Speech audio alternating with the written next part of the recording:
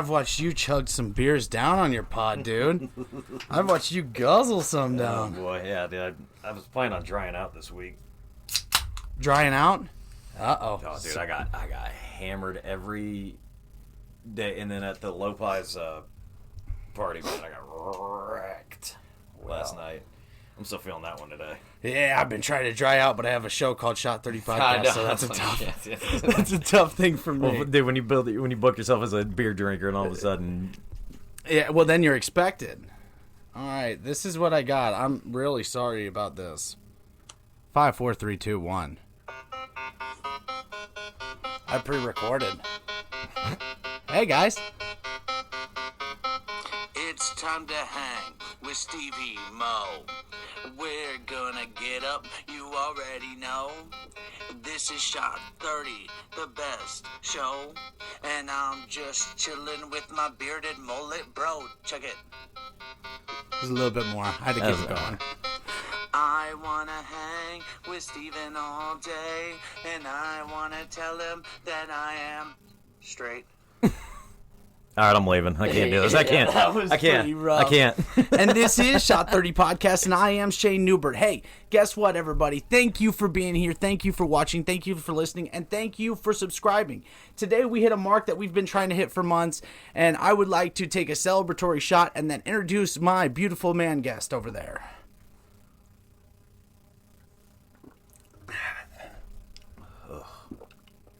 And he's over there drinking on a Bushy Light. And I am. That is the beautiful man, Peach. Stephen Moller.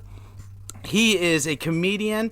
He has been a part of a podcast that I've been listening to for a while.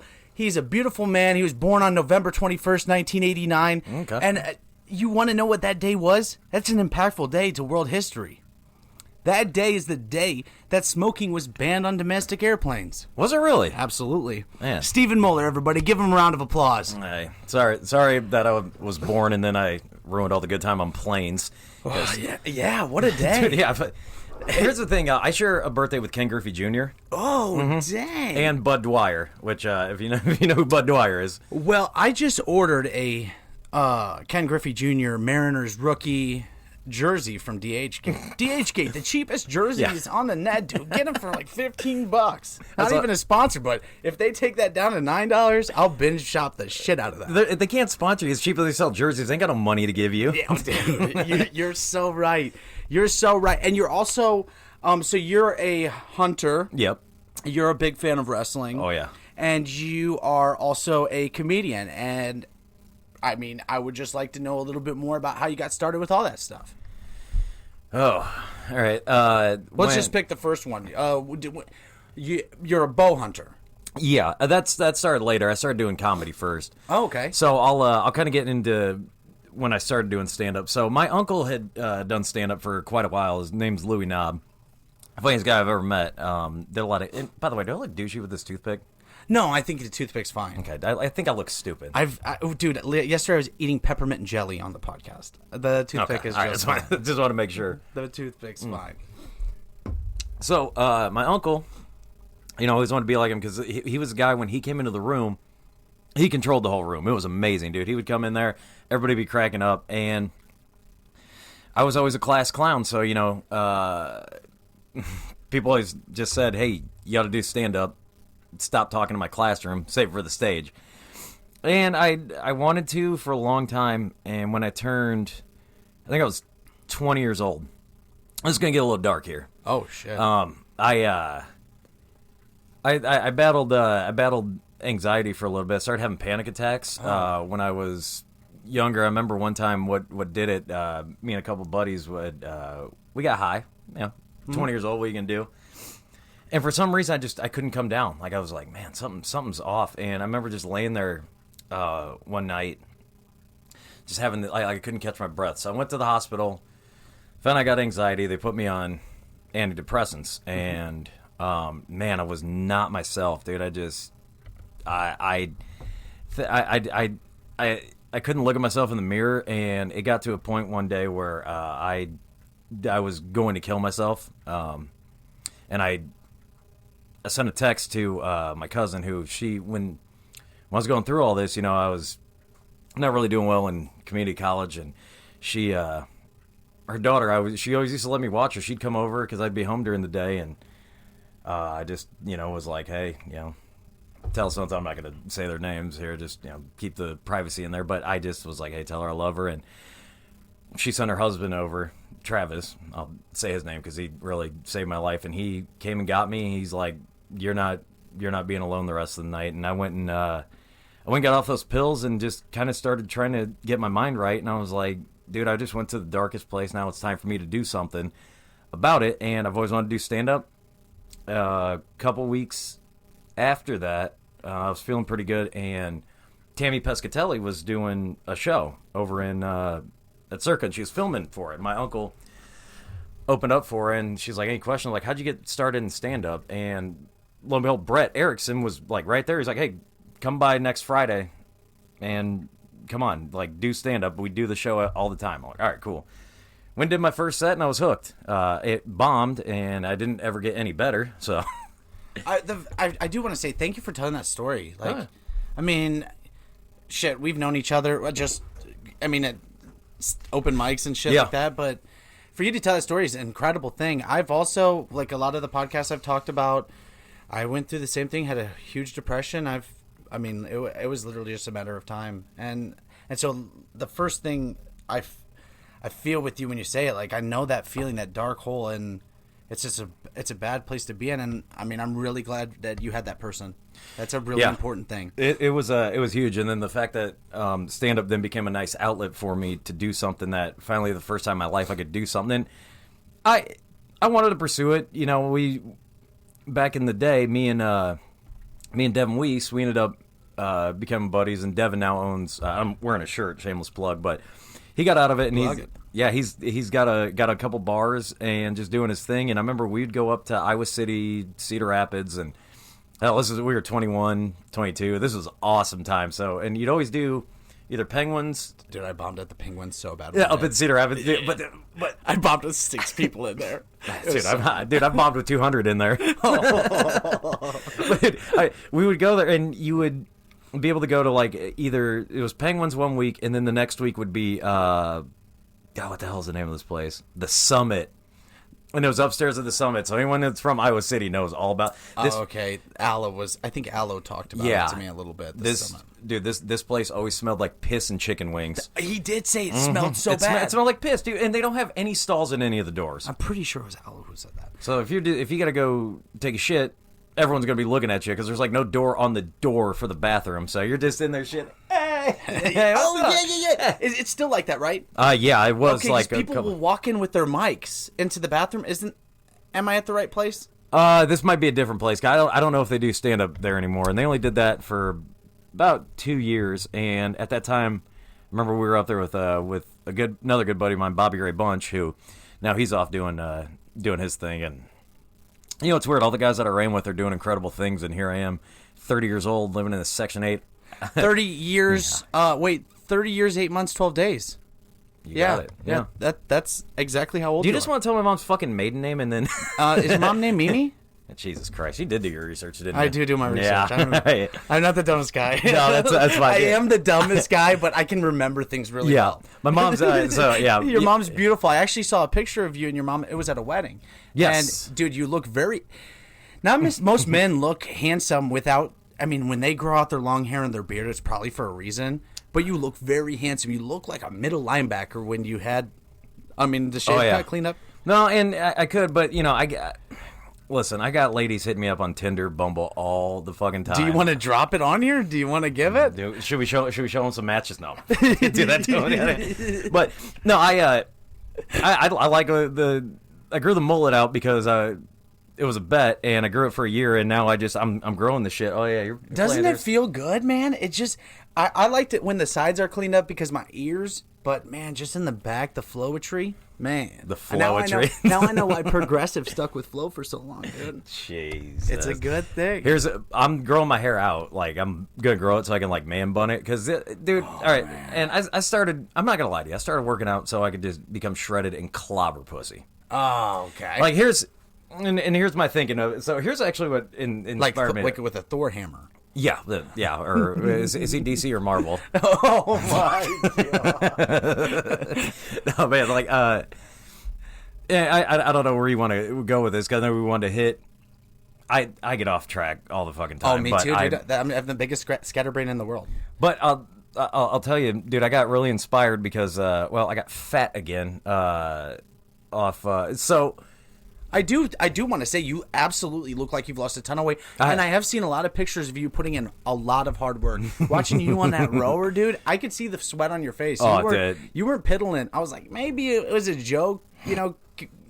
Guys who do comedy like post a lot of joke pictures, but no, you were putting in work. Oh no, at Beardsley's gym. Yeah, the garage. Yep. Yeah, Beardsley's garage gym. Beardsley's got. I'm starting to hate going there because now the workouts are getting more intense. So a little backstory on me too. I was at 280 pounds, and I think I was about there when I was doing stand up. The weight I'm at right now is what I was in high school. Actually, I stepped on the scale today. I'm 219. I haven't weighed this. Wow, good for you. Yeah, Great job. This is the lightest I've been in probably, 12, 13 years. And I started losing a little bit of weight just from what I do for a job, and we were doing this big hotel, and I had to carry all the ductwork up and down 9 flights of stairs, right? So it just... you were new. Yeah, it sucked. But then I got down to about 260, and... I had a lot of life changes going on there, and I had an ex leave me, and just I got home one day, and it was kind of a weird day. It was like one of the best days of my life and worst days of my life. It was about like a year, almost 2 years ago to the day. Like we got these custom bows sent to us from Elite. Like they put our logo on there. I'm like, oh, this is the shit. And when I got home, all my shit was packed up, and basically she's like, hey, I can't do this anymore. You need to go. Like we're almost at 6 years, and I'm not gonna sit here and bullshit you and say that was the shittiest thing, because it's not that I'm not a great person. I realize that I feel bad for wasting all her time like that, but I don't think it's wasted time. I don't think it, and I think that's a bad way to look at it. Yeah, I truly do. But I'm always down on myself too. So. Every step you take, every relationship you're in, you're going to learn something. Man, I can say that to a T. Oh, yeah, there we go. Oh, pouring them down. Oh, you... You're going to learn life lessons through every single relationship, and it's going to make you better. Some people get worse in the future, but she probably left you for a reason. And that reason you may end up learning. If you don't know it now, you may learn then. Like in the future with the next relationship, like maybe you didn't devote enough time to the person. Maybe you didn't. I went through a lot of learning curves, and now I'm just with my best friend, dude. I literally, there you go. We will go drink tequila and skinny dip in the lake, and then get out and say, let's have one day we had a fruit ninja war in our kitchen. Nice. With just our hands. And then it turned into a dodgeball competition with fruit. So our kitchen smelled like citrus. It was a entire mess. This house is definitely a house like when I was coming through, when I went to go to the bathroom, and I look at the shower curtain, I'm like, are you? Yeah, this is Nick Cage. Yeah. A lot of our viewers actually, like adore the Nick Cage on the shower curtain. It's cool. I do not. I personally hate it. So every time somebody sends me like a Nick Cage gift, stop. Just stop. Yeah, there's no reason to do that. Stop it. I think you have a great voice for podcasts, and listening to your podcast before, I think you're excellent at it. You move forward well. You're really good at stand-up, and you just seem like a really sweet guy. And don't you think it's kind of a cool thing that, I mean, we've seen each other, we've messaged each other but now we're sitting in front of each other having a full conversation just in a split of a tea. Yeah. That's what happened with like Calvin. When I first, all Calvin did was say after I I actually felt like I did great. And he said, dude, you were the best one tonight. You were the best one. And just don't hang your head. And then I said the next day, you want to come on the podcast? And then he did. And he's just one of the sweetest, funniest guys. And I know his uncle, actually, Hal Reed. He used to play. He was a blues harmonica player, and funny enough, I'm pretty sure it's his uncle. I don't know. They've got they're related, and Calvin actually spoke super highly of you too, which super influenced me. I love Calvin. We had a fun night drinking one night after one of the comedy competitions. And I'd met him previously when I worked at a record store, and I remember like just talking to him and telling him about how Hal, his relative, was like super influential to me. So I'm a big music fan, and blues music is my jam. Oh, never mind. Hey, Bieber's a Leafs fan, so he's good. Dude, Bieber's kind of a stud. Dude, you know what? He really is. People trash Justin Bieber because they're like, oh, but he was a shithead kid making a ton of money. Oh, dude. And he really is. He seems like a cool-ass dude. He's smart because he's calling Austin Matthews daddy. Who's Austin Matthews? Are you fucking kidding me? Austin Matthews is a stud. So he's the American that the Leafs picked up when he was like 19, his first game. Dude, do you want to know how many hockey games I've ever seen in my entire life? You're not 0. a hockey guy? Are you serious? You're a sports guy and you don't like hockey? I've never even watched it because I never had somebody explain it to me. Oh, but also where I grew up, it was not even a thing, not a sport I could play. I would play every sport. I love to do everything. And no one ever taught me hockey. Sit down and watch about 5 games. Why don't you just sit down over here and watch a game with me and you explain it and we'll make a little podcast, you know? I can promise you we'll go through. And it took me a little bit to understand what was going on. We did go to a hockey game. Actually, we did. We went to a Blues game this past year, row 4, and it was the very first time we'd ever been. My wife's a big fan. I know nothing about it. Was that the Scott Trade Center? Yeah, down in St. Louis. Yeah. Dude, I saw a Royal Rumble down there, and I saw Jim Duggan wrestle there. Is that like this past 1 year ago? No. There was like 5 fights. We only went to one game, the very first game ever. 5 fights in the first half. Well, it depends on who they're playing. So and you'll learn too.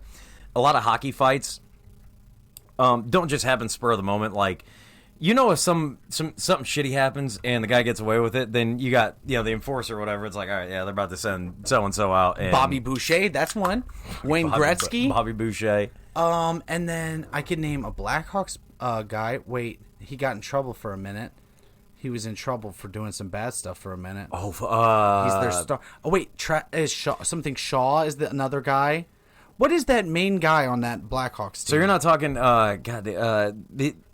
He might have got a little handsy with a lady, I think. Yes, that's the guy. God damn, who was it? Oh, well, think of it.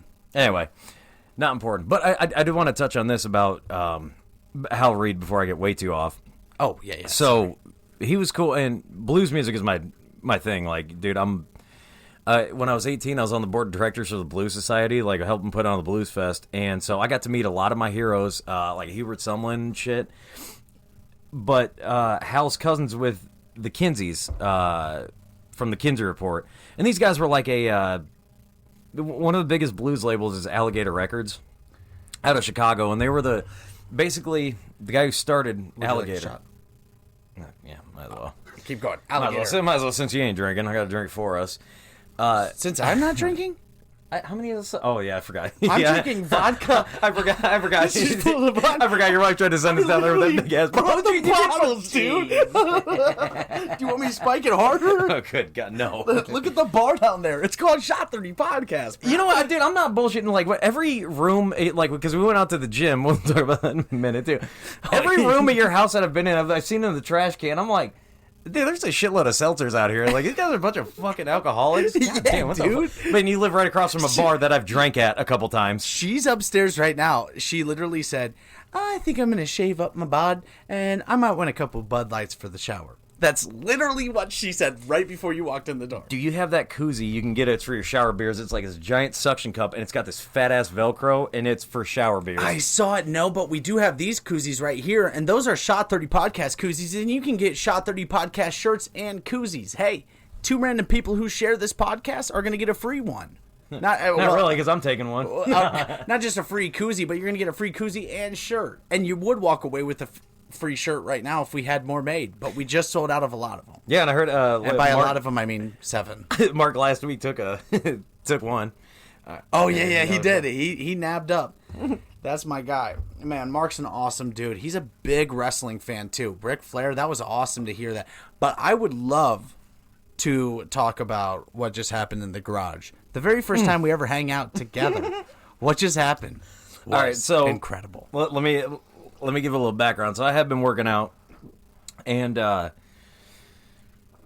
I never really got to finish the story of how like I got to losing weight. So and we'll get to it here because I know you wanted to talk about it. Last year I started riding a bike because my leg kicked me out and I was like, well, I gotta clobber some pussy, I was like, So he's got a motorcycle. no, a bike, and yeah. That's what my boss is always mad at me about. Like he's always like, you kids, you got your Tinder and your Bumble. He's like, back in my day when you wanted to get some pussy, you had to buy a Harley. I'm actually dying to hear what you are. You on the dating sites? Oh fuck yeah! You want to read my shit? I'll let you read it. Yeah, dude. I'll geek out over your shit. He's a. What's it read? Can you just read it for me? Because that'll make me feel so much I got better. a picture with Ric Flair in my... Yeah, I'm not... And let me just say, hey, this episode is sponsored by Mrs. Newby's Cakes and Cookies. If you enjoy beautiful decorative delights, go visit Mrs. Newby's Cakes and Cookies on Facebook and Instagram today. If you don't even order, just like at the damn picture because they're beautiful. She's an artist. All right, so I don't want to turn my phone on because the airplane mode? GSN noise. Yeah, just why don't you just read just tell me what it says. All right, so it's how do you Steven, describe yourself? 30. I'm less than a just your typical BBBM, bearded, big-bodied male. Is that really what you say? I'm reading it right here. Oh my god, it really does say that in caps. So I say I enjoy doing hunting, or I enjoy doing stand-up. Oh, I'm sorry. No, you're good. Yeah, it's kind of hard to read it. All right.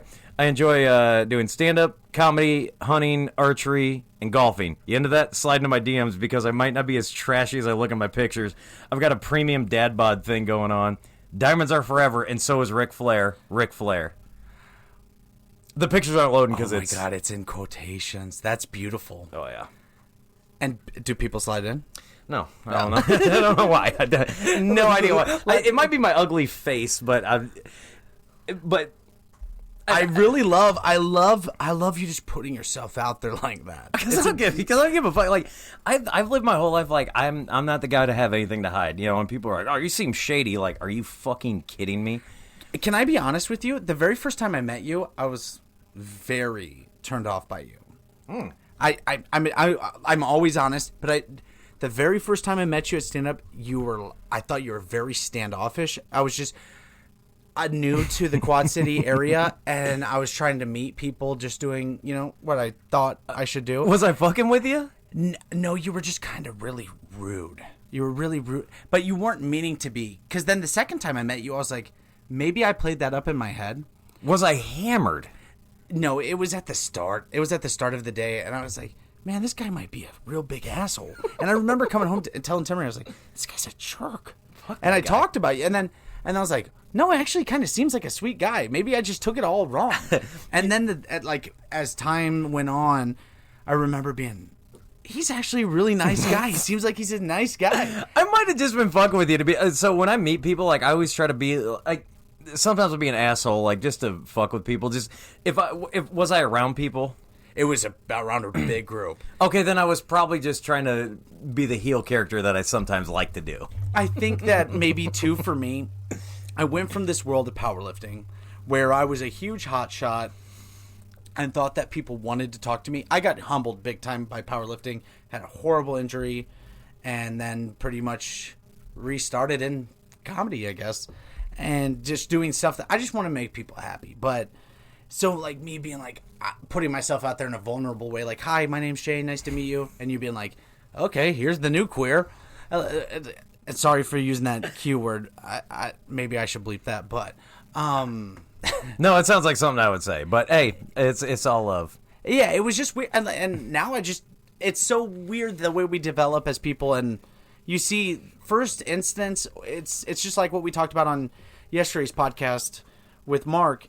Man, just sending a text, it's so hard to read into a person's message when you don't actually know what they're saying. Yeah. Yeah, and so I really think you're such a nice guy and sweet guy and a genuine guy. And even to hear more of your story here today, just a little bit ago, man, we all go through a lot of things, and the next person will never realize it.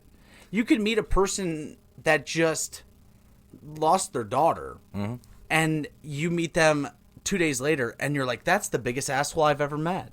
And that could be the sweetest, nicest human being who's just going through the worst thing they've ever been through. Yeah. Actually, Leslie Mitchell, I did a gig with this weekend up in it's called the Hilltop in Menominee.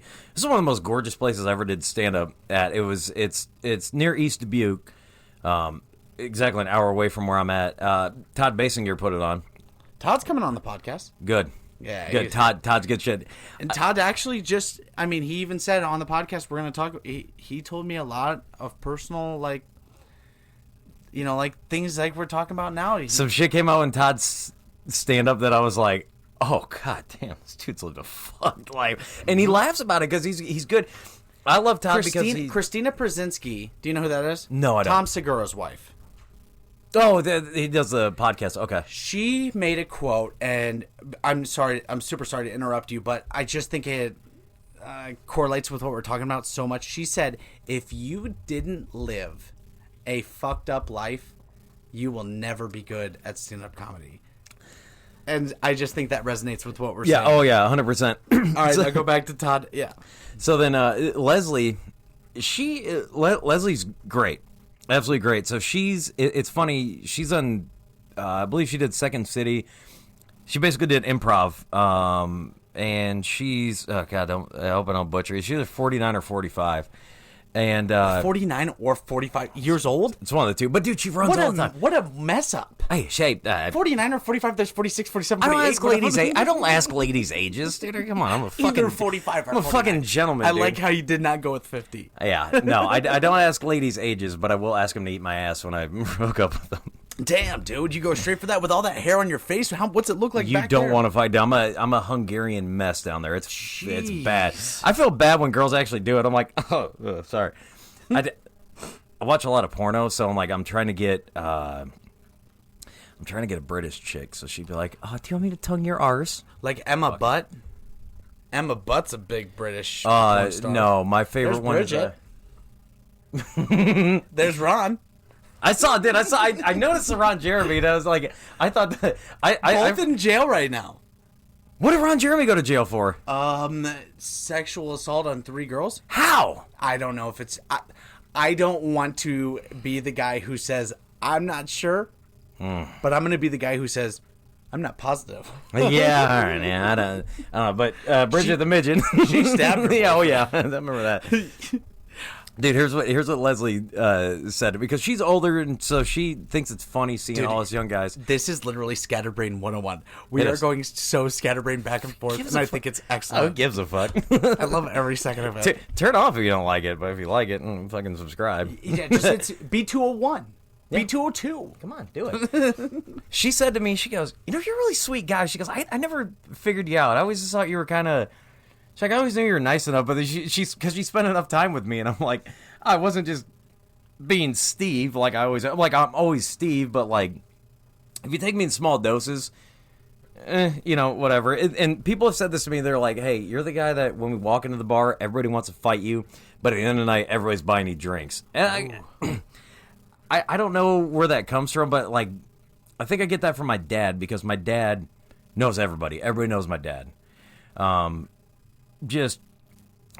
I'm in the construction trades, and everybody knows my old man. Like, oh, your old man's awesome, and people want to compare me to my dad. Like, it's a weird thing, and yeah, it's weird because we're the exact opposite. He's charming, hardworking. People like him, and I'm I'm the exact opposite. I understand that 100%. Like my dad is a guy who. What? Oh, you're in. Yes. My dad's a guy who works on cars, can build a house, he'll work 15-hour days. And I'm a guy who, I like to work 8-hour days. I like to come home ready to party. Oh, yeah. And I'm not very smart, but I know a lot about, like, having fun with, like, partying, working out. I know a lot about baseball and football. I know a lot about... I can take you through every average on the Cubs roster right now. Like, that's... I can tell you a lot about, like, doing freaky things. Like, that's what Doing freaky I things. can tell you Your everything wife you- fucking listens to this, right? Oh, yeah, she loves every second of it. Does your wife eat your ass? Oh, yeah, dude. Fucking. Oh, dude. I have no problem. Hey, God damn it. By the way, Dingleberry, we didn't talk about when I first got here. Okay, you were 'Cause gonna- I started feeling the sexual attention immediately because when I came up to you. When I touched your body? Yeah. All right. Can we let's do it. can we fucking can we talk about that? Because this fuck, we are scatterbrained. We are so bad. Oh jeez, I just saw the black and white Teletubbies photo. Jesus. We are the worst scatterbrain I've ever had on the podcast. Normally, it's like trying to make people talk, and you are Oh, there, right there with me. yeah. There ain't no. One time I begged a guest, I was like, please just talk for 1 minute while I pour these drinks. And they went, what? What am I supposed to do? Like, Why don't you tell me to talk? Because I'll start going on a fucking tangent. I'll start telling you about how I started looking up the Ashiki records or whatever the fuck the government tried to mind control. Never mind. I'm a big conspiracy guy. I do conspiracies. He's a doo-doo. All right, before we get into this back massage thing that happened, we're going to talk about one time on a podcast, you said you very rarely have done 300 things 300 times. You said on your 300th episode, you said, I've eaten 300 ice cream sandwiches. I've probably not done 300 push-ups. Now, would you say at this point you've done 300 push-ups? Oh, yeah. Without a doubt, in the past month. Now, in that same episode, you said something that was also very odd. You said when you were 12 years old, you ate a hot dog a day. What did you mean by that? You ate a hot dog a day when you were 12 years old. A what? I mean, your words, not mine. You said, Oh, I'm sorry. I'm a TikTok kid. you said when I was 12 years old, I ate a hot dog a day. No. I'm sorry. You're referring to glizzies. Glizzies? Are you on TikTok? No, this is on your podcast. I am on TikTok. All right, so if you look up like glizzies, so the whole thing is don't let your homie catch you eating glizzies. They call hot dogs glizzies. So you try to hide when you're eating a glizzy because apparently it's dude culture to think that if a guy's putting a phallic object in his mouth, all of a sudden he's gay and we should roast him for it.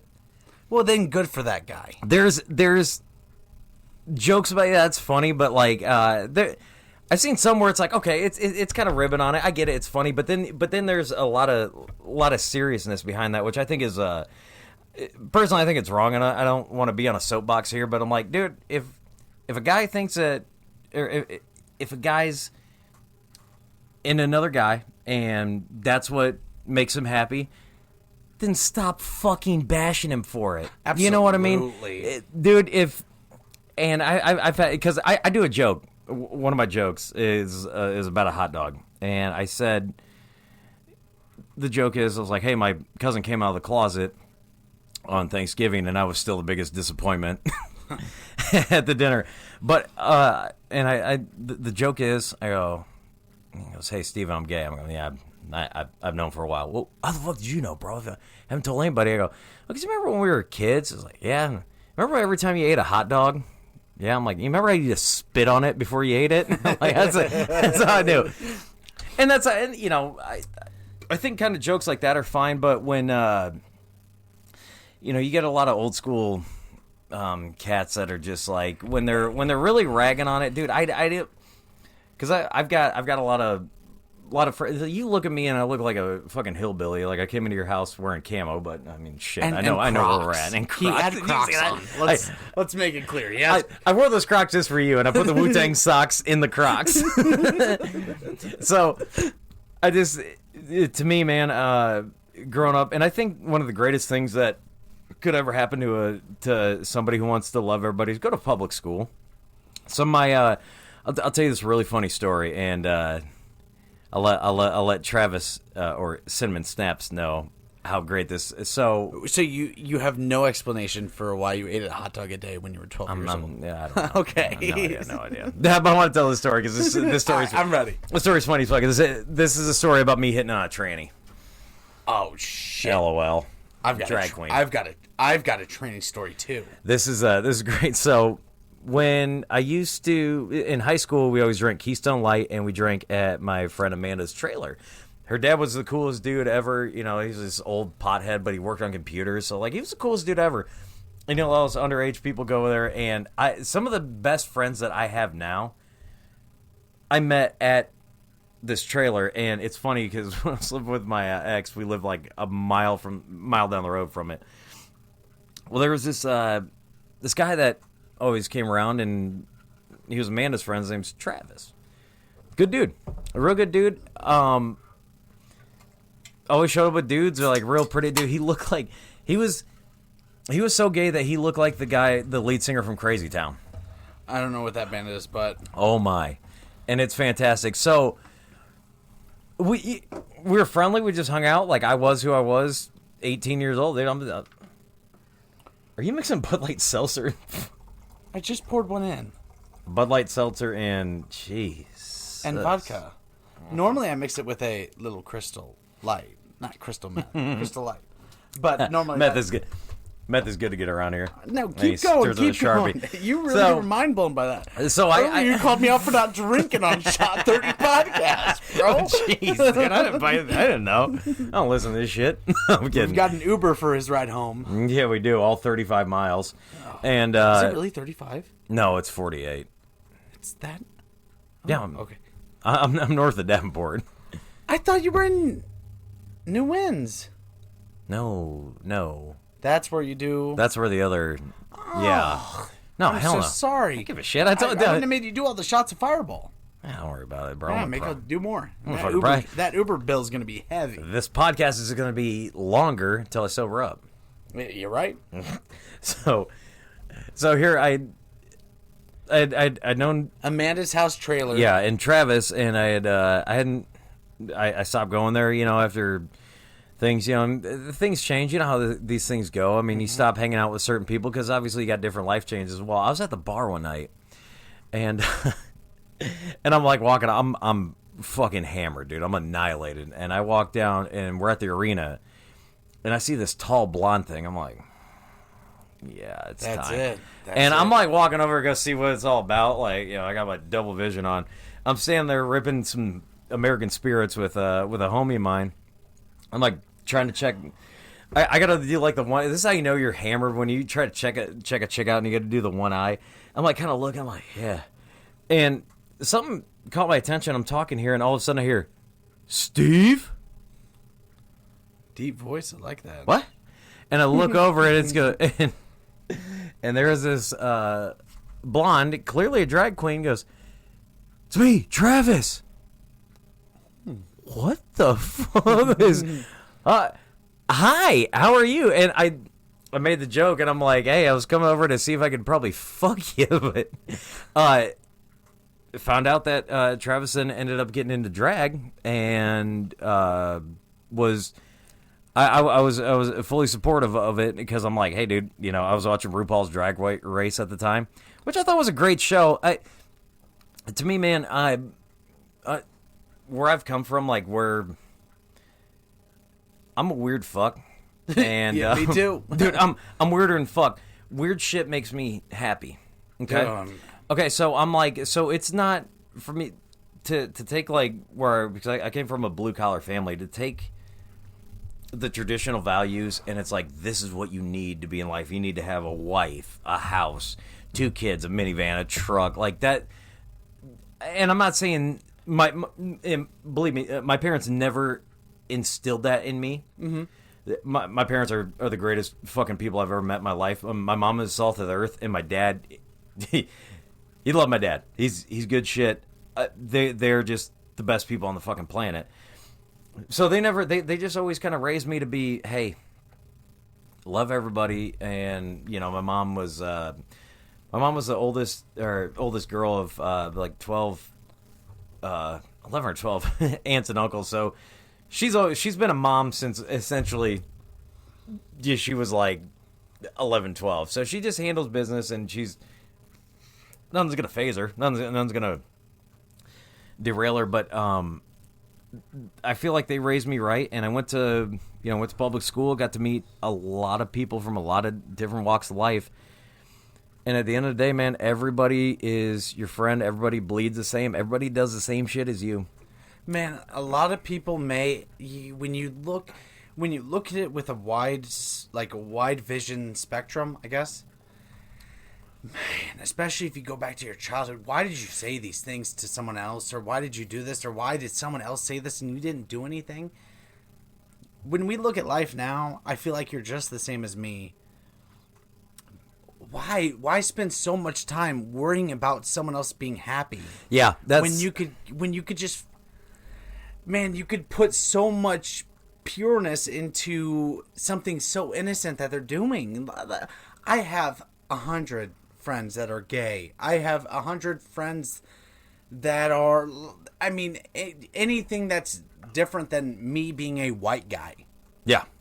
And I have learned throughout like this process of life, man, I've met some drag guys that love their life.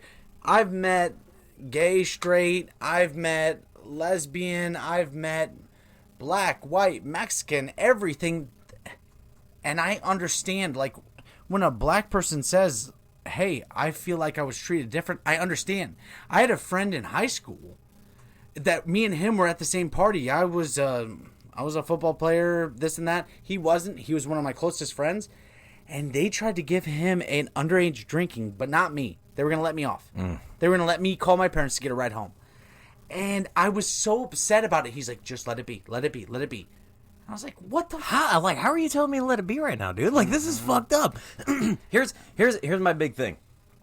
The whole controversy going on right now about Black Lives Matter. The organization itself, me personally, I have my fundamental rights of why I don't like that, because I see what they what they want to stand for is there's like a lot of shit that I'm like, that's not good. I'm like, that you're gonna try to disrupt a society.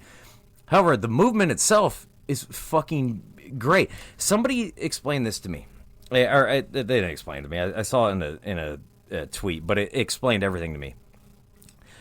It's when you get the whole, when everybody says, hey, Black Lives Matter, and then you go, well, all lives matter.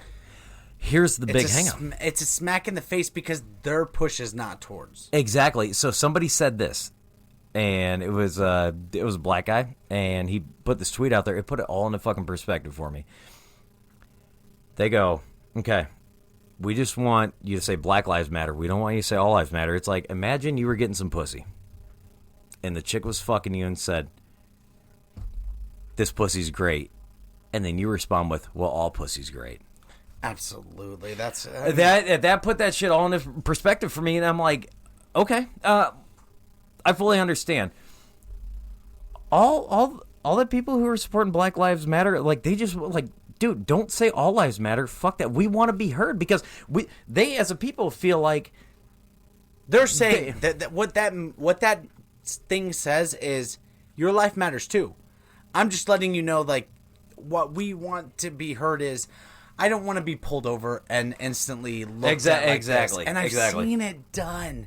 I've seen it done. And growing up, man, I'm not afraid to say this on a podcast. Growing up, I've, like, heard it around white people, like, a black person could be bad. I've heard that. I've heard that a gay person could be bad. Growing up, I've made my own decisions and seen what is really going on as I grow up and get older and develop. And, man, it's a sad thing. It's a sad thing to think that, man, that was an option for us to think. Like, yeah. I'll throw a little glimmer of hope in there. So my brother-in-law is he's a cop. I don't talk about him a whole lot. You know, he's got a personal life, but nicest guy you'll ever meet. And unfortunately, when he gets the badge, he gets this, it's predetermined that he's racist, and it's like, that's the farthest thing from the fucking truth. Guy served our country and served right alongside black guys, white guys, Mexican. It didn't matter. He loves everybody. He's got a job to do. It sucks, but you've got a job to do in that. Where was I going to go with the other part? I think those shots finally hit me. But no, actually, on Working Class Bowhunter podcast, we just did an episode with Mark Drury from Drury Outdoors. Big, like one of my idols growing up, and he's just one of the coolest dudes. Before that, we had this cat named Devin Patterson come on, and he's in Mattoon, Illinois. Sent us a video message, and he's like, "Hey man, I want to let you guys know," because he's a hunter and he listened to us, and he had some very powerful words, and I was like, "Hey, a cop wants to come on and speak his piece." I'm like, you get that idea that what's he gonna say? And his way of thinking was, he goes, "Hey, what happened to George Floyd was bullshit." He goes, he was he's very supportive of the cause. He's like, I'm going through so much shit with this, and somebody told me to reach out to you guys. And he's like, if I can get my message out there at least, to let you know that a lot of the younger cops are like, dude, we're right there with you guys, man. We want to protect and serve. We want to get the bad guys out of your neighborhood. We don't want to have this big, Separation? like a separation, like not, but he's like, we want to protect. We signed up to protect and serve you. Like, you're an American just like me, and if your life is in danger, like, I want to take care of you. And it was a very great message, and he's a very good dude, young kid, got his great head on his shoulders, and I was floored by it. I was like, dude, him telling his story about made me cry, because he's out there trying to do his job, and there's a lot of negativity coming through from the media that's pushing back on cops. And being a libertarian, I don't think we need cops. Like, I own guns, like, bro. It's like, I'll take care of myself. I think that, side note, I think that all government agencies can go bye-bye, and that's why I'm voting for Jo Jorgensen, because she's going to get rid of the alphabet boys. Be that as it may, these are still human lives, and we're Americans, and I sympathize with the Black Lives Matter movement, because I went to Rocky. I know a lot of black guys. I would hate to see those guys. I would hate to see a buddy of mine become the next George Floyd because of some reckless policing. Yeah. I would hate to see that. And I understand when there's reform, and I know a lot of cops that are trying to do their best work. I don't think cops are the worst people, but I think I think that the newer generation coming in, the police officers, a good buddy of mine, Kirk, I gave his Snapchat name, but I'm not gonna give his real name. But he's the guy. He's like, I love everybody, man. He's like, I'm so influenced by every culture. He's like, but I love these guys, but there's some real bad people in every aspect of life. So it's not.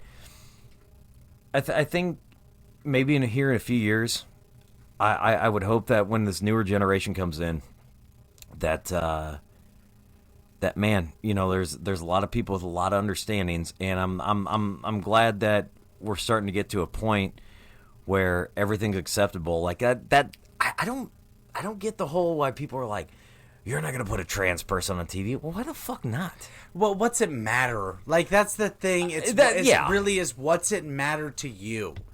I can look at a man, I can look at a woman, I can look at a trans person, if you want to classify them differently than a man and a woman. I can look at anybody and think, that's a beautiful person, or I can think, you're an ugly-ass person. Because I've met some ugly-ass women, ugly-ass men, and ugly-ass trans people. I've met some beautiful of all three. And it's a weird thing. Like, what does that matter to you, what they care about? How much physical pain are you in when a gay couple gets married? What? How much physical pain are you in when a gay couple gets married? 0%. I'm happy. Okay, so what the fuck does it matter to you? if a person loves another person, man, just let them be happy. That's where I'm at. And if you're gonna be happy, if this is what's gonna make you happy, then goddamn, I'm gonna fight for your fucking right to be happy, just as happy as I am. Because it's bullshit. It'd be bullshit, and I don't know. You want to talk abortion? This is an open mic, ain't it? Oh, I'm dude. fucking with you. I'm fucking with you. I'm not going towards abortion.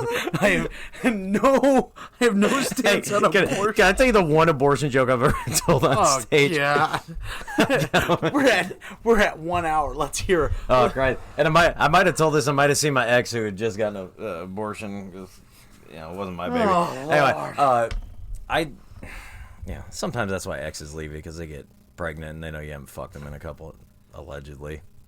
I just do what you gotta do here. Dude, I told this joke. I was like, hey, I just recently lost about 3.5 pounds this week, and everybody clapped and go, yeah, I gotta thank God for all those back alley abortion doctors in fucking Iowa. And that's the only abortion joke I've ever told. I did it because it was an open mic, and it was at Man, I'm writing fucking jokes about chicken strips. You're writing about. I guess I had to. I'm like, dude, I'm still an open mic comic like 10 years later. Like, fuck, I got to do typical open micer shit. The thing that's weird is we move forward in time, and what is acceptable to say now compared to what we said as a kid. You look at athletes, you look at actresses, actors, all these things, politicians. If someone said something when they were 16 years old, when it was we would walk into a room and be like, "Hey, you homo," and I'd look at you, and it wasn't even us thinking like, "Hey, you're a gay person." Like, it wasn't anything like Yeah, that. it's just. But for now, in the future time, looking forward towards now, man, you could be criminalized in today's world for saying something that when you were a kid was just like posting rap lyrics and stuff like that. Carson King is a big example of that. Absolutely. And that's your I shouldn't be drinking Busch Light because I took a stand against it. They just did pay. Did they finally? They just paid. Here was my big gripe on Busch, and I should have. If you don't know drinking. who Carson King is, it was the guy from Iowa State who went to the Iowa Hawkeyes game who had the sign like, what did it say? Need beer money. Need Busch Light money. Ended up donating $1.1 million to Iowa City. On his end. Yes, and Busch Light said we'd match it, and he had posted something silly when he was 16 years old or 15 years old, and Busch Light was like acting like they dropped him. We're not going to do it. They ended up paying, but... Do you want to hear the fucked up thing about that? So, this is why I almost stopped drinking Busch Light, and I guess it's just because I'm here, you know.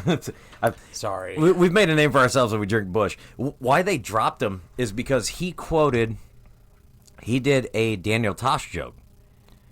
All right? Okay. And he quoted that, and at that time, Anheuser-Busch was a big sponsor of the Daniel Tosh show on Comedy Central, so they were basically paying him to say this joke at the time. It's like there's kind of a blurry line. I think he might have said it on stand-up, but he basically retweeted what someone else had said, and said comic didn't get heat for it, but then all of a sudden when a kid is trying to raise money for the fucking children's hospital, then all of a sudden... So dirty. And it was the dude who exposed him was the cat from the Des Moines Register. Yes. And that's why Ragbri and all that shit happened, which was kind of fucked up because they got rid of him because they found personal tweets of him that he said way more fucked up shit. And all of a sudden Huffington Post wanted to offer him a job. That guy's moment to fame, dude. Yeah, fuck, dude. And I keep hitting that. I'm sorry, dude. It's an earthquake. The fault line. We're in Cali, bro. Earthquake. Dude. Cali's burning right now. Is it? Wildfires again. Oh, good. Get on fucking Libs chart up. Oh my god. Oh, the left coast. Are you kidding me? I don't give a fuck. Let me about tell that place. another abortion joke. This guy. Jesus. I know. Like, that was such a sad thing. I mean, the kid was doing something that was incredible. Yeah. He had $200,000. He was 16, man. Like, who gives a shit? But when that thing happened, the Busch Light, like the sign, the Venmo, yeah, he had $200,000 that he could have put in his own pocket. Oh yeah, he didn't. Did you see he was at one of the Hy-V's. He was doing a grill out for Hy-V over in Davenport like a month ago. What? Yeah, I guess he's still got. So what should have happened is Coors should have picked him up, because if you now I'm drinking Busch Light, and everybody's like, man, I drink domestic. Well, Anheuser-Busch is not an American owned. My wife said that's called Bushy Light. Bushy Light, Busch Lattes. Bushy Lattes. I'm a craft beer guy. We just drink Busch because it's cheap, but like I'm a craft beer guy, and I think local guys trying to do their thing. Like, dude, shit, I got hammered at the Low Pies 1 year anniversary party yesterday. Oh, you got Boji's? Boji's, yeah. Dutch mustard. I thought it. I was actually, funny enough, I was hanging out with Harrison, who runs Boji's now. As his parents' company, and he's a good dude. He saw my hat. He had camel hats. He's like, we'll sell them. Have you ever had Boji's? Never heard of it. Oh shit! Till right now. They are. It's a spicy mustard, and they're based in Rock Island. If you Their grew whole up around company here, is mustard. yeah, they do mustard. But he started infusing stuff, so it was always just the spicy Dutch mustard. So like the deli style mustard, Yeah. where it's like it looks like granule. Yeah, it's textured. This shit is hot, and it was always just can't a standard. tell me hot, dude. Dude, If you've seen this podcast, we've done the Packy, we've eaten the Reaper, we've literally eaten Mad Dog 357, the Bomb Beyond Insane. Hot. I eat a lot of Indian food, and I tell them to make it how they'd make it, and this shit will kick your ass. It'll clear your Do you sinuses find your out. Indian food on like Tinder? No, there's a couple good Indian restaurants up in the Quad Cities. Okay, that, my bad. hey, easy. You're right, my Easy. bad. No, I'd love to find some Indian food on Tinder. Shawarma, how you doing? Swipe right. Dot or feather. You have to put that in your... either fucking or. Dude. I don't discriminate. Dude, how long have we been in this, and we haven't even talked about... We still haven't told the back rub story. We haven't told the back rub story. We haven't talked pro wrestling. We haven't talked... We haven't even talked about your man bun, which I was going to dive into. I was going to dive into that because when I powerlifted, I had a man bun that was so long and I dyed it blonde. And it had the whole length dropped out the back. Shaved all the way around. Shaved the Dr. Phil, where Dr. Phil would have been, and the bald was all blonde mullet. Is that how you met your wife? No. I didn't. Actually, I met her years after the incident, my powerlifting incident. Yeah, tell me about that. What It's fuck actually, happened? I think we've told this on here before, but I was deadlifting like 755 pounds, something like that. And back then, I was a high-class lifter, so that was going to be like something I repped. And I was in the garage, and I pulled it for a single, and I had a video on, and I looked odd, and I went, something doesn't feel right. I'm at the top, and the floor mat ripped in half. And I pull sumo, so my legs are wide when I deadlift. And the weight just dropped on my foot, gave me permanent nerve damage on my right foot, shattered the bones in my right foot. My foot, I took my shoe off, and it was just, the bones were just hanging. And instantly the floor mat company, which I had bought the floor mats the day before, they said, hey, we'll give you $5,000 to delete the video and sign this paper. And I said, okay. And I did, and the next day I got a bunch of messages from lawyers, and the rest is history. Is that how you made your money? I could be a rich man right now, but I'm not. Way to go, I signed a $5,000 contract. You dumb fuck. You sold that for $5,000. Jesus Christ. So $5,000 is your... So $5,000, ladies and gentlemen, if you want to buy Shot 30 podcasts, this is what's going to come. I never powerlifted again. That Really? was my last meet. Yep. I heard... My very last meet right before that, I won Best Lifter, and I had just went to Rum in Florida, traveled down to Florida for like it's called Raw Unity. Mm-hmm. It's one of the biggest powerlifting meets, and man, that was just it. All right, so I got to say something funny, and I think I was trying to tell this earlier why I started working out. So Corey G, who started Muscle Farm, you know who he is? He lives in Columbus, where they do the Arnold. Yeah. And we were supposed to be at Deer Fest there, but like they canceled that, and they canceled the Deer Classic out in Columbus, where they do the big Arnold thing. And he came on the Talking Shop podcast, which is Gallows and Anderson from they were in New Japan. They went to WWE. They were part of the Bullet Club, and I've been following these guys for a while, and they're fucking wild. Pro wrestlers, and they got great stories. But they're always buddies with Corey G, and he's got a fitness app. And they had him on there, and he's just telling stories. He's like, oh, yeah, man, yeah, I got the greatest abs in the world. He's like, but I like drink and get fucked up on the weekends. He's like, I still clobber pussy. I'm like, this is my guy. Oh. Like, this is my dude. And I started his fitness, and like, so I started tagging him. Like, dude, I started doing what Gals and Anderson call the brother pumps. Right, and I don't know if you saw a couple months ago when I was just in my buddy's garage, had his old farmhouse, and I'm just lifting, drinking beer, lifting, call it brother pump, and he'd be like, "Fuck yeah!" So he's like, "Sign up for my app, dude." He's like, "I've got a good program for you that I want you to do." He's like, "You get shredded," and he's like, "Well, what do you want?" And I literally told him, "I'm like, dude, I just want to have abs like you and clobber pussy." He's like, "I fucking got you." He's so positive, and I love the guy to death. And after that, a couple weeks later, there's a long history of like pro wrestling thing, and this is kind of bleeding in. But they had this cat John Anderson on, and I don't know if you know who John Anderson is, but he's a power lifter. He started out as I think he's doing power lift now, but like he's a massive individual, and they always call him because he did the strongman. Mm-hmm. And then went into pro wrestling because I think something happened. He got injured, and then he went to pro wrestling. And he went to New Japan, and the work ethic that he has is incredible. Like I think they said from like 7 weeks from his first training session, he was wrestling his first match. Like that shit's unheard of. And he's one of the guys that they tell great stories about. Like there's a story that they call him strongman. If you were working on strongman, you would die. He would go and do 50 lunges. Mm-hmm.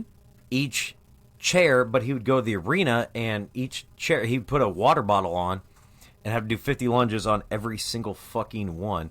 And if he forgot where he's at, he had to start all over again. So when they called the Strongman Invitational, well, they called working out the Strongman Invitational, but then they tried to drink with him. And Carl Anderson tells the story. He's like, I tried to drink with Strongman, and he's like, I ended up puking on my heater that night.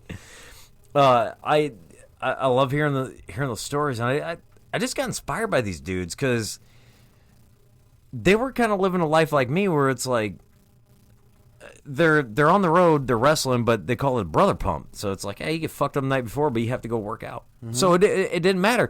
It didn't matter what kind of shit I had. Like if you're hungover, go get a pump in, brother. And during the COVID, so we talked about my weight loss a little bit earlier. I was at 280, now I'm at 219. I was hanging out at 220 for a while, and when the whole quarantine thing happened, I got laid off for a couple days, no work. I got back up to 240, and that was bad. Like it really fucked with my health. But it's still not as bad as where you were at. You no, have to remember that. That's what I always had to keep in mind. But I'm like, well, shit, dude. All these other chicks are at home. Man, I'm not gonna fuck a fat guy. I'm like, I got plenty of opportunity. So I started and I asked my cousin Bobby. He's like my second cousin. His whole family does CrossFit. Like they're he's got him and his wife. They both turned 50, and his kids they all do CrossFit together. And cheers skis, great in shape, great people. And I go, hey, do you have so with Corey G's fitness thing, he's like, if you got 10, 20 pound dumbbells, I'll get you, you guys see, I got a workout for you. I'm like, okay. I didn't realize that during the whole quarantine, the most valuable items were bikes and workout equipment. Like you cannot buy them or hot tubs. Yeah. You can't get hot tubs either? Nope, you will not be able to get a hot tub either. Yeah. So there was that, and I go, well, shit, all right. And he goes, well, if you want to come work out the gym or at the garage, we got plenty of equipment here. I'm like, okay. So I went over there, and about a month and a half ago, and I started lifting. And these guys are CrossFitters, so they've got, But Bobby used to lift heavy when he was younger, so like he still knows how to lift. And just kind of put me on a light program. He's like, let's kind of see where you're at, you know. Fuck guy was like, he's like, hey, you seem pretty strong. So when I'm doing the and you might know the workout where you're laying on the bench, you take the 40 pounds and you fucking clink them together. Yeah, He started me on 40 fucking pounds, dude. I'm like, fuck, dude, it's okay. Everybody starts somewhere. I wanted to start at 10 pounds, dude. Fuck, I was not ready for that shit. I do want to give a mad shout out. My wife Timmery, when I started training her, she was not very strong. Dude, she is. I mean, she's pressing 205 pounds on bench. She squats almost 400 pounds. She deadlifts almost 400 pounds. She is somebody who just, you have to lock your mind in and you can start doing it. Everybody can start doing it. It ain't hard. You got to get the right mindset, you know. Yeah. Smoke a little something, maybe. No, I'm kidding. Okay, but if it helps you, it does. Arnold did it. Did Arnold get stoned when he? Oh yeah, his whole career. I've seen a lot of guys in Pumping Iron. The movie Pumping Iron. Yes, I need to watch that. Apparently, dude, he literally won the competition. Sat back in the room and went. There's something to that because there's a lot of oxidizes your muscles.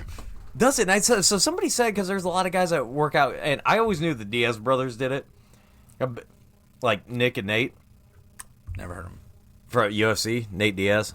Oh yeah, Nick Diaz. I know. Nick and Nate. Yeah, dude. Is Nick the one that? No, Nate is the one that just has taken beating after beating. Just like, hey, just pound my face as hard both as of them, you dude. want. You cannot knock the fucking Diaz brothers out, dude. So these incredible. dudes. Nick got busted. He got suspended for like 7 years for smoking weed and for some stupid shit. And yeah, John Jones. John Jones was PEDs. And then all the other shit that there. But there was a lot of guys that got away with a lot of shit. Nick Diaz, he got high, and all of a sudden you can't fight. But like when you look at there's a clip on YouTube that you can watch, and it's Nick Diaz versus Paul Daly, and Rogan talked about when they were doing a conference call. You just hear him like ripping a bong and doing his nunchucks. They were like, these two dudes get stoned and run triathlons. It's like there's something about it, and like when Nick Diaz was fighting Paul Daly, Rogan said he's like, you don't stand up and bang with Paul Daly. Paul Daly's one of the most dangerous strikers out there. Nick Diaz's striking is not that good, but Nick Diaz out fucking worked him because you got a guy who his skill set is knocking motherfuckers out. Mm-hmm. Nick Diaz's skill set was, I will work harder than you. Mm-hmm. And he got stoned the whole time, and all of a sudden they took him out, and he fucking stood up with him the whole fight and then knocked him the fuck out.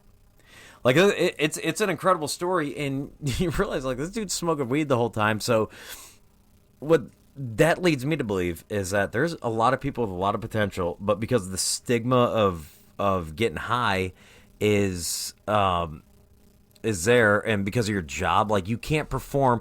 I can guarantee, I know there's people that when they get high, because it levels them, it gets them right.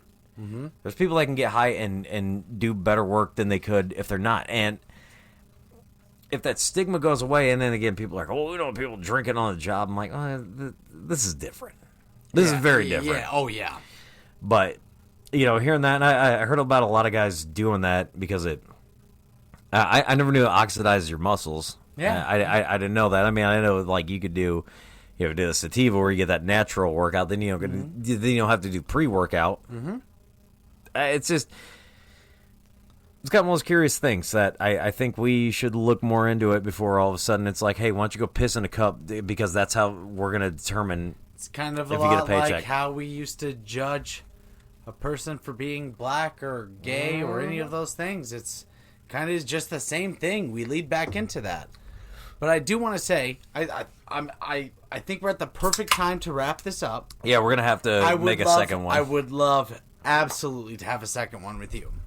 This is Shot 30 Podcast. That's Stephen Moller. You have any plugs you want to drop? Drop them now. Hey, go find me on Instagram. I think it's StevieMo89. November 21st, 1989. There you go. Yeah, check out Working Class Bowhunter podcast. I've been on that. It's been a fun project of mine. About 5-6 years. And download this podcast, tell your friends. Hey, because you could win this koozie, and I'm gonna. This is a game worn koozie. It's game worn. Game worn. We're gonna turn it into some baseball cards. Turn it into a jersey. And hey, also maybe if COVID ever stops, come check us out. We do stand up together. Yeah, come watch us do that. And there is also a thing that's kind of been in the making of me, you, Cal, and a couple other friends. We're gonna set up our own stand up place. We're gonna do our own thing. Come watch us. It's gonna happen. You By the might way, like it. can we get real quick before we get off here? How long has this podcast? Like, how long have we been planning this podcast before we're going? Dude, we never talked about that. This is to be real quick, We've been planning this podcast for I think 5 months. dude. Because you remember, I was like, "Oh, dude, I'm totally down Tuesday," and you're like, "Ah, shit, I can't." And then you're like, okay, next Thursday. I was like, okay, you in? My roommate just tested positive for COVID. I was like, okay, maybe we should not do that. Yeah, this shit.